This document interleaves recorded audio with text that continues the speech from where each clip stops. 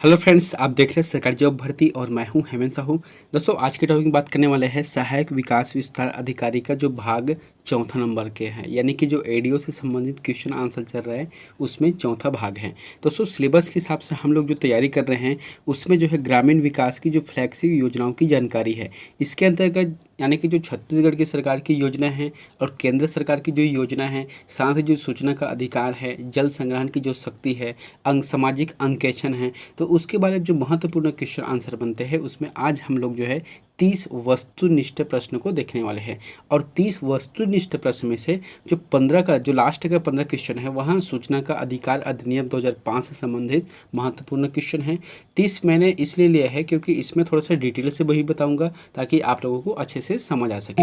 तो दोस्तों, अगर आप हमारे चैनल पर नए हैं तो हमारे चैनल को सब्सक्राइब करके बेल आइकन को जरूर दबा देना। साथ ही इस वीडियो का अगर आपको फ्री पीडीएफ चाहिए तो हमारे टेलीग्राम चैनल पर ज्वाइन करना। दोस्तों, जो सिलेबस के हिसाब से जैसे कि छत्तीसगढ़ सब इंस्पेक्टर का है, एडीओ से संबंधित है, या फिर अभी जो हॉस्टल वार्डन का आने वाला है उसमें जो सामान्य ज्ञान है और जो है हिंदी से संबंधित क्वेश्चन है, तो मैं उनके लिए जो है अलग से वीडियो आप लोगों के लिए प्रोवाइड करा रहा हूँ। तो फिर आप जो है उस वीडियो को भी अच्छे से देखना, ठीक है, ताकि जो सिलेबस है पूरी तरह से कवर हो सके। इसमें जो एडीओ से संबंधित महत्वपूर्ण जो 3 जो टॉपिक है उसी संबंधित क्वेश्चन है, लेकिन जो सामान्य ज्ञान से है और हिंदी से है उसके लिए मैंने अतिरिक्त वीडियो अपलोड किया है। यहाँ पर पहला क्वेश्चन देखते हैं। यहाँ पर जैसे कि पहला लिखा है कि राजीव गांधी किसान न्याय योजना का प्रारंभ कब से किया गया है। दोस्तों, मैंने पहले बताया था कि जो राज्य है और केंद्र है दोनों की जो योजना है जिसमें ग्रामीण विकास की अवधारणा रखी गई है, तो उसी संबंधित क्वेश्चन है। यहाँ पर पहला क्वेश्चन है कि राजीव गांधी किसान न्याय योजना का प्रारंभ कब से किया गया है। इसका आंसर आ जाएगा 21 मई 2020 से। इस डेट को आप लोग जो है जरूर याद रखना, 21 मई 2020 से यहाँ प्रारंभ किया गया है। इसके बारे में टिप यहाँ पर देखते हैं कि जो यह योजना है यानी कि जो राजीव गांधी किसान न्याय योजना है कब से प्रारंभ किया गया है। हालांकि 21 मई 2020 से प्रारंभ किया गया है, लेकिन राजीव गांधी की जो पुण्यतिथि थी उसी दिन से जो है इसको प्रारंभ किया गया है। इसका उद्देश्य क्या है? इसका उद्देश्य है किसानों को अधिक फसल उत्पादन हेतु प्रोत्साहन करना और साथ ही जो फसल की जो सही कीमत है उसे किसानों को देना है, यानी कि किसानों की सहायता करना है, जिसे कहा गया है प्रोत्साहन राशि के वितरण हेतु कहा जाता है इसको, है ना। इसमें जो है एमएसपी के बाद जो है अंतर राशि का वितरण किया जाता है। जैसे कि अभी धान का खरीदी करता है ना, तो छत्तीसगढ़ सरकार धान का खरीदी करता है तो 2500 के हिसाब से करता है, लेकिन देख कितना रहा है फिलहाल अभी के रूप में 1940 रुपये या फिर 1960 रुपये। तो जो बचत का जो पैसा है उसे अंतर राशि के रूप में 4 किस्तों में दिया जाता है। और एक चीज़ और है इसमें कि जो राजीव गांधी किसान न्याय योजना के तहत है प्रति एकड़ जो है 15 क्विंटल धान को जो है सरकार खरीदती है। नेक्स्ट क्वेश्चन देखते हैं। राजीव गांधी किसान न्याय योजना का विस्तार में धान के अतिरिक्त और कितने अन्य फसल को शामिल किया गया है। तो राजीव गांधी किसान न्याय योजना की जो विस्तार किया गया है तो उसके में जो हो देखना कि जो धान का फसल है उसके अतिरिक्त और कौन से फसल को इसमें शामिल किया गया है। तो इसका आंसर आ जाएगा 13, है ना। जो धान के अतिरिक्त 13 और फसल को इसमें शामिल किया गया है। और कौन कौन से फसल है? जैसे कि मक्का है, सोयाबीन, मूंगफली, तिल, अरहर, मूंग, उड़द, कुल्थी, राम तिल, कोदो, कुटकी, रागी, गन्ना। इतने जो महत्वपूर्ण जो खाद्य पदार्थ है, जो 13 महत्वपूर्ण खाद्य पदार्थ है, इसको भी इस जो योजना के तहत इसमें शामिल किया गया है। और इसके लिए 2022 और 23 की जो बजट में 6000 करोड़ रुपए का अतिरिक्त प्रावधान किया गया है। नेक्स्ट देखते हैं यहाँ पर छत्तीसगढ़ में कोदो कुटकी का न्यूनतम समर्थन मूल्य कितनी निर्धारित की गई है। महत्वपूर्ण क्वेश्चन है कि छत्तीसगढ़ में जो कोदो कुटकी का जो मैंने पहले बताया था कि जो राजीव गांधी किसान न्याय योजना के जो अतिरिक्त जो विस्तार किया गया था उसमें जो है कोदो कुटकी और रागी का भी उल्लेख है। तो उसमें जो है ये तीनों का जो है कितने रुपए में, यानी कि न्यूनतम समर्थन मूल्य पर जो खरीदी करती है सरकार, तो कितने रुपए में करती है। तो इसका आंसर आ जाएगा 3000 रुपये में करती हैं। नेक्स्ट क्वेश्चन है राजीव गांधी ग्रामीण भूमिहीन कृषि मजदूर न्याय योजना के तहत कितनी राशि प्रति वर्ष दी जाएगी। बहुत ही इंपॉर्टेंट है। देखो यहाँ पर बोला क्या गया है कि जो राजीव गांधी किसान ग्रामीण भूमिहीन जो कृषि मजदूर योजना के तहत जो है प्रति परिवार में सालाना 6,000 रुपये की जो है अतिरिक्त सहायता राशि दी जाएगी। लेकिन 2022 और 23 के बजट के हिसाब से अभी वर्तमान की बात करें तो फिर इसका आंसर सही कौन सा आ जाएगा, 7,000 रुपये है ना, 1,000 रुपये और बढ़ा दिए गए हैं।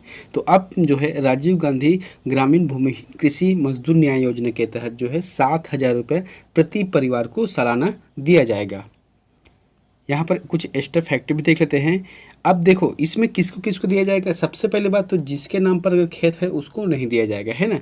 इसमें लाभ किसे मिलेगा, इसमें जो लाभ है जो सिर्फ मनरेगा और मजदूरी से जुड़ा हुआ है, जैसे कि उन लोगों के पास कुछ काम नहीं है, सिर्फ मनरेगा से आय प्राप्त होता है या फिर मजदूरी से प्राप्त होता है, उन लोगों को शामिल किया गया है। साथ ही अभी जो है बजट के जो प्रावधान किया गया था उसमें जो है एक और शब्द जोड़ा गया है, जैसे कि आदिवासी क्षेत्र में जो मंदिर या फिर देवालय है उसमें जो काम करने वाला, जैसे कि बैगा, गुनिया, पंडित हो गया, जो फिर और कुछ जो लोहार है, मोची, नाई, पुरोहित, चरवाहा इत्यादि जो जितने भी लोग हैं उसको शामिल किया गया है। साथ ही जो पौनी पसारी व्यवस्था से जुड़े हुए परिवार हैं, पौनी पसारी व्यवस्था क्या होता है, जो छत्तीसगढ़ में जो लुप्त हो गई है या छत्तीसगढ़ में जो लुप्त होने के कगार पर है, ऐसी परंपरा जैसे कि लोहार है ना, जो बढ़ाई है या जो छींद के पत्तों से जो अलग अलग कलाकृति बनाती है, जो ऐसी जो है व्यवसाय है उससे जुड़े परिवारों को भी इसमें शामिल किया गया है।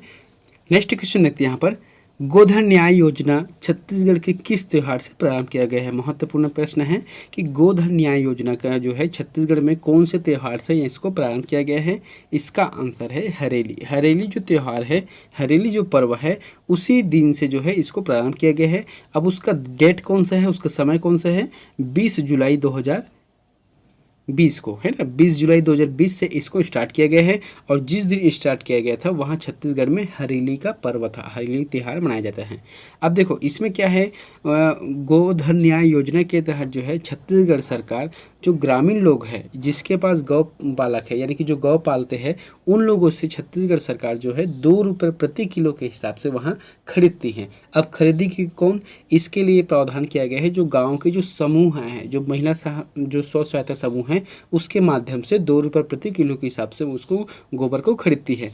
और जो वहाँ पर जो समूह है, जो महिला समूह हैं, वह उस गोबर को जो है वर्मी कंपोस्ट के रूप में कन्वर्ट करती है और उसे 10 रुपये प्रति किलो के हिसाब से वहाँ से बेचती है। बिक्री सहकारी समिति के माध्यम से किया जाता है, जैसे कि वहाँ सीधे तौर पर किसानों को नहीं बेच सकती, इसलिए जो है अपनी जो गोबर है वर्मी कंपोस्ट है उसे बेचने के लिए जो पास के जो बिक्री यानी कि जो सहकारी समिति है वहाँ पर दे देती है और सहकारी समिति उसे बेच देती है।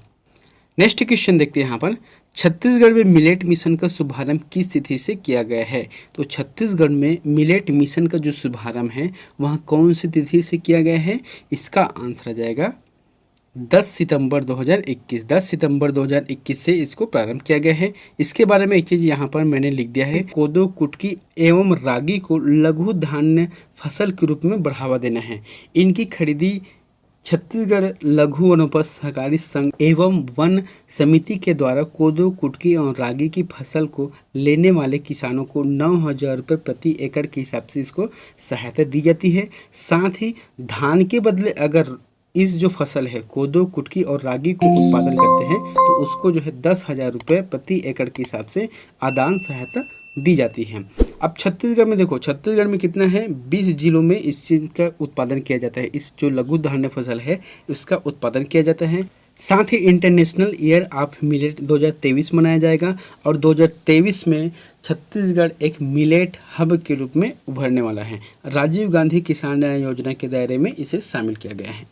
नेक्स्ट क्वेश्चन देखते हैं यहाँ पर कि पौधा तुहर द्वार योजना का प्रारंभ किस तिथि से किया गया है। तो पौधा तुहर द्वार योजना का जो प्रारंभ है वह कौन सी तिथि से किया गया है। इसका आंसर है 25 जून 2021 से किया गया है। 25 जून 2021 से किया गया है। और कौन किया है, वन मंत्री, छत्तीसगढ़ के जो वन मंत्री है कौन है, मोहम्मद अकबर। मोहम्मद अकबर ने इस जो योजना है इसका प्रारंभ किया गया था। और इसका जो उद्देश्य है, यह योजना का जो उद्देश्य है प्रत्येक घरों तक पौधा पहुंचाना है और पर्यावरण को सुधार करना है। प्रत्येक घर में पौधा पहुंचाना है और पर्यावरण को सुधार करना है। नेक्स्ट क्वेश्चन है, कृषकों की आर्थिक स्थिति में सुधार हेतु छत्तीसगढ़ सरकार कौन सी परियोजना संचालित की जा रही है? तो किसानों की जो है आर्थिक स्थिति का अगर सुधारना है तो सरकार द्वारा, छत्तीसगढ़ सरकार द्वारा कौन सी योजना जो है संचालित की जा रही है? इसका आंसर है चिराग योजना, है ना। जैसे कि चिरायु योजना कौन सा है? स्वास्थ्य विभाग से संबंधित है, लेकिन यहाँ पर जो प्रश्न पूछा गया है उसके हिसाब से है चिराग योजना। यह जो है 24 नवंबर 2021 को प्रारंभ किया गया था, जो कि 24 जिलों के 25 विकास खंड में इसे लागू किया गया है और यहाँ बजट 2022 और 23 में 200 करोड़ का इसके लिए प्रावधान किया गया है। नेक्स्ट क्वेश्चन है, मुख्यमंत्री वृक्षारोपण प्रोत्साहन योजना का मुख्य उद्देश्य क्या है? तो मुख्यमंत्री वृक्षारोपण जो प्रोत्साहन योजना है इसका मुख्य उद्देश्य क्या है? इसका आंसर है धान के बदले वृक्षारोपण को प्रोत्साहन देना। धान के बदले वृक्षारोपण को प्रोत्साहन देना, इसमें क्या है कि अपने ज़मीन पर जो किसान है वहाँ अपने ज़मीन पर वृक्षारोपण करने पर कृषकों को 3 वर्ष तक 10-10 हज़ार रुपये की सहायता राशि दी जाएगी, जिसे प्रति एकड़ के हिसाब से 10 हज़ार रुपये, है ना। तो 3 वर्षों तक इसे दी जाएगी। मतलब इसमें कंडीशन क्या लिखा गया है कि अपनी जो ज़मीन है, जो धान जो खेती करते हैं, है ना, उसके बदले वृक्षारोपण करना है। और जो पट्टेधारी जो किसान है या सरकारी ग्रामीण जो मैदान है को भी शामिल किया गया। जैसे कोई गांव में रहता है, बहुत बड़ा भूभाग जो खाली रहता है, तो वहां पर भी वृक्षारोपण करना है। नेक्स्ट क्वेश्चन है, राज्य युवा मितान क्लब योजना में प्रत्येक क्लबों में महिलाओं की भागीदारी क्या होगी? बहुत ही इंपॉर्टेंट है। तो राज्य युवा मितान जो क्लब योजना है उसमें जो भागीदारी है यानी कि जो सहभागिता है महिलाओं की कितनी होनी चाहिए? तो इसका आंसर क्या आ जाएगा? सबसे पहले एक चीज़ यहाँ पर नोट करना कि जो क्लब है उसमें जो है 20 से 40 व्यक्ति सदस्य होंगे। जैसे कि न्यूनतम है 20 है और अधिकतम है 40, वो लोग सदस्य होंगे। साथ ही क्लबों की जो निगरानी है तो 2 सदस्य अतिरिक्त रूप से होगी और क्लबों की वर्तमान संख्या है 13,269 है, 13,269 है। अब यहाँ पर प्रश्न आता है कि जो क्लब बनता है जैसे कि 20 से 40 सदस्य होना चाहिए, उसमें महिलाओं की भागीदारी कितनी होनी चाहिए? तो इसका आंसर आ जाएगा 1/3। 1/3 जो है महिला होगी। जैसे कि अगर 30 सदस्य है उसमें तो फिर 10 सदस्य जो है महिला होना अनिवार्य है। नेक्स्ट क्वेश्चन है, सामाजिक अंकेक्षण का उद्गम किस देश से हुआ है? तो सामाजिक अंकेक्षण का उद्गम है वह सर्वप्रथम कौन से देश पे हुआ था? इसका आंसर है संयुक्त राज्य अमेरिका है। नेक्स्ट क्वेश्चन है, छत्तीसगढ़ में सामाजिक अंकेक्षण की शुरुआत कब से हुई है? तो छत्तीसगढ़ में सामाजिक अंकेक्षण की शुरुआत जो है कब से की गई है? इसका आंसर जाएगा सितंबर 2013। सितंबर 2013 से की गई है।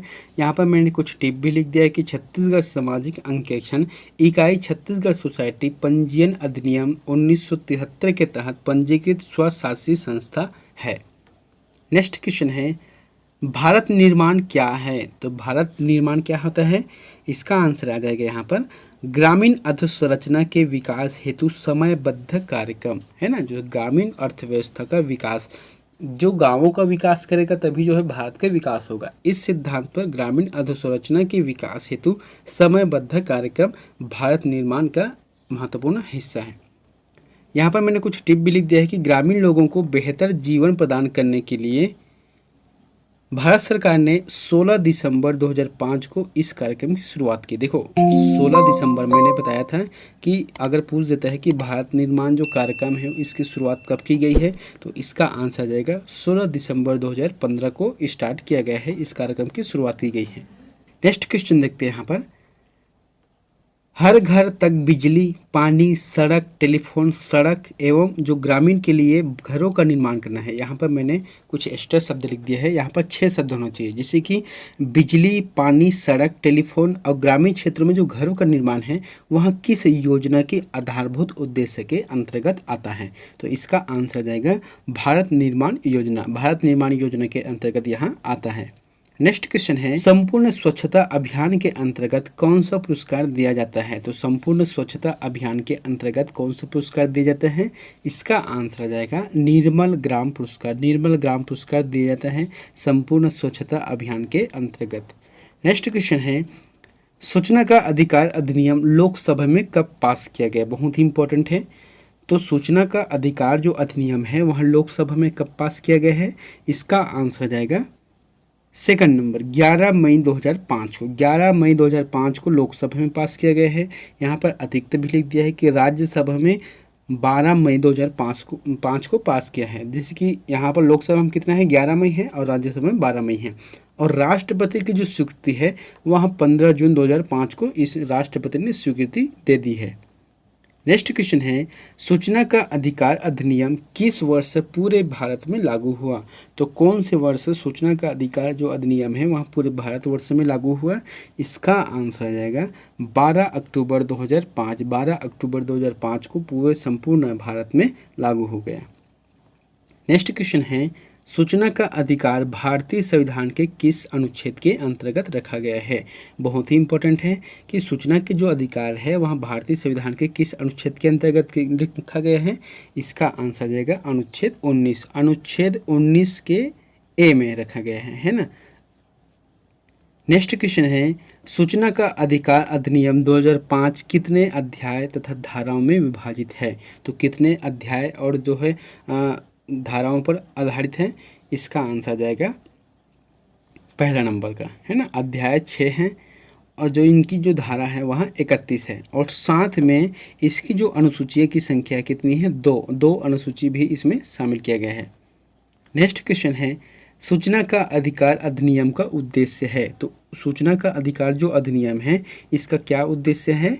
इसका आंसर है सार्वजनिक अधिकारों से सूचना प्राप्त करने की पहुंच है ना। जो सार्वजनिक अधिकार है उसका जो अधिकारियों से सूचना प्राप्त करने का उद्देश्य है।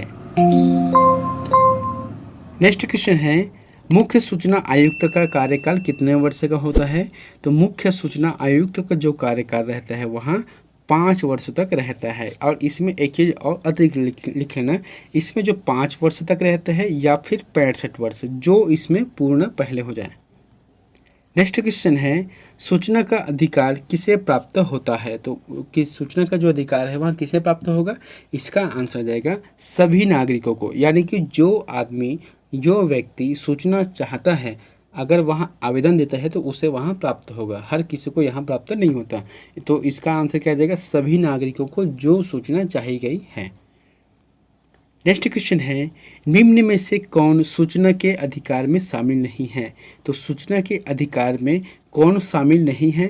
तो इसका आंसर आ जाएगा थर्ड नंबर, मंत्रिमंडल के कागज पत्रों की प्रतिलिपि लेना यहाँ सूचना के अधिकार में शामिल नहीं किया गया है। ये जो शामिल नहीं किया गया है, बाकी का दस्तावेजों या अभिलेखों के जो टिप्पण है या फिर उदाहरण है या फिर सामग्री के जो प्रमाणित नमूने लेना है, यहाँ जो है सूचना के अधिकार में से शामिल किया गया है।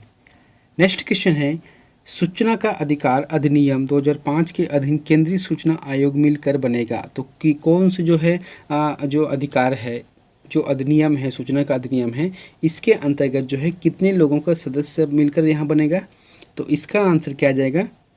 थर्ड नंबर, मुख्य सूचना आयुक्त रहेगा और साथ में उसके 10 जो है सदस्यगण और रहेगा। जैसे कि एक तो रहेगा मुख्य सूचना आयुक्त रहेगा, उसके साथ में 10 और जो सदस्यगण है वहाँ रहेगा। अच्छा, यही चीज़ जो है छत्तीसगढ़ में भी लागू होता है। जो राज्य सूचना आयुक्त है वही चीज़ लागू होता है। एक होता है मुख्य सूचना आयुक्त होता है, उसके साथ जो है 10 अन्य सदस्यगण होते हैं। और नियुक्ति कौन करता है? इसकी नियुक्ति जो है समिति की सिफारिश पर राष्ट्रपति करता है और इसका जो अध्यक्ष होता है, पदेन अध्यक्ष होता है, वहाँ प्रधानमंत्री रहते हैं। अगर राज्य की बात की जाए तो इसकी जो नियुक्ति है समिति की सिफारिश पर राज्यपाल करता है और इसके जो पदेन अध्यक्ष होता है वहाँ मुख्यमंत्री होता है। नेक्स्ट क्वेश्चन है, निम्न में से किसे सूचना के प्रकटीकरण से छूट है? तो किसे सूचना के प्रकटीकरण से छूट है? इसका आंसर है उपयुक्त सभी। यानी कि विदेशी सरकार से विश्वास में प्राप्त सूचना है, सूचना जो भारत की संप्रभुता अखंडता पर प्रभाव डालेगी, या फिर सूचना जिसका प्रकटीकरण किसी व्यक्ति के जीवन को खतरा पहुंचाएगा। तो इस तरीके से अगर सूचना चाहिए जाती है तो वह नहीं मिलेगा। जैसे कि सेना से संबंधित है, जैसे कि कोई आवेदन दे देता है कि सेना में मतलब कहाँ कहाँ पर सेना तैनात है, या फिर बारूद है, बम है, या फिर परमाणु बम कहाँ रखा गया है। तो इस तरीके से जो भी प्रश्न आ जाता है सूचना के तहत वहाँ मान्य नहीं होगा, उसका आंसर जो है नहीं मिलेगा।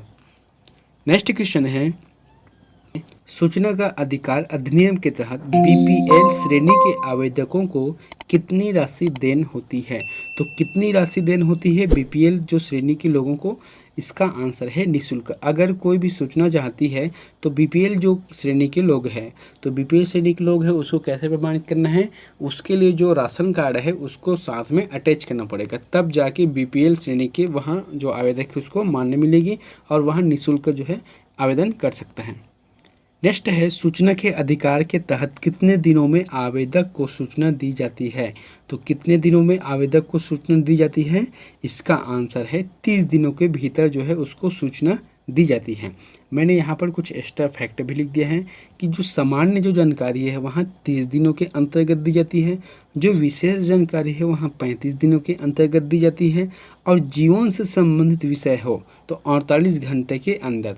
तो जीवन के जो संबंधित विषय मतलब कैसे होता है कि कुछ ऐसे जानकारी जो सिर्फ बहुत ही कम समय में जानकारी चाहिए, अगर नहीं मिलता है तो उसके जीवन पर खतरा हो सकता है, तो ऐसी जो जानकारी रहता है उसके लिए 48 घंटे के समय में किया जाता है। यदि सूचना गलत हो तो प्रति दिवस के हिसाब से 250 रुपये है और अधिकतम 25,000 रुपये तक जुर्माना देना पड़ेगा। नेक्स्ट क्वेश्चन है, सूचना के अधिकार के तहत सामान्य आवेदकों को कितनी राशि देनी पड़ती है? अगर सामान्य आवेदक है, जैसे मैंने पहले बताया था कि जो बीपीएल जो श्रेणी के लोग हैं उसको निःशुल्क है, लेकिन सामान्य जो आवेदक है उसके लिए 10 रुपये प्रति आवेदन के हिसाब से लगता है। उसमें भी एक तरीका रहता है, जैसे कि कोई मांग रहा है कि इसमें फ़ोटोकॉपी के रूप में मांग रहा है तो फिर 10 रुपये है। अगर पेन ड्राइव मांग रहा है तो आपको पेन ड्राइव अतिरिक्त रूप से देना पड़ेगा। अगर सीडी कैसेट में चाहिए तो आपको सीडी कैसेट देना होगा। नेक्स्ट क्वेश्चन है, सूचना के अधिकार के तहत दूसरी अपील कितने दिनों में की जाती है? अगर दूसरा अपील करना है, पहले के बाद अगर दूसरा करना है तो उसके लिए 90 दिनों का समय रहता है। नेक्स्ट क्वेश्चन है, दोस्तों क्वेश्चन आप लोगों के लिए होमवर्क है, तो इसका आंसर प्लीज़ कमेंट बॉक्स पर जाकर जरूर बताएं। छत्तीसगढ़ राज्य सूचना आयोग के वर्तमान अध्यक्ष कौन हैं? तो छत्तीसगढ़ राज्य सूचना आयोग के वर्तमान अध्यक्ष कौन है ये बताना है। आपके लिए ऑप्शन है श्री अनिल जोश, श्री अशोक कुमार अग्रवाल, श्री एम.के. राउत, श्री मनोज कुमार त्रिवेदी। इन चारों में से जो भी ऑप्शन आपको सही लगता है तो प्लीज़ कमेंट बॉक्स पर जाकर हमें जरूर बताएं। दोस्तों अगर आप लोगों को वीडियो अच्छा लगे तो हमारे चैनल को सब्सक्राइब करके बेल आइकन को जरूर दबा देना। साथ ही इस वीडियो पर अगर आपको फ्री पीडीएफ चाहिए तो हमारे टेलीग्राम चैनल पर ज्वाइन करना, वहाँ से आप जो है फ्री पीडीएफ पा सकते हैं। मिलते हैं नेक्स्ट वीडियो में एक नई जानकारी के साथ। Thank you.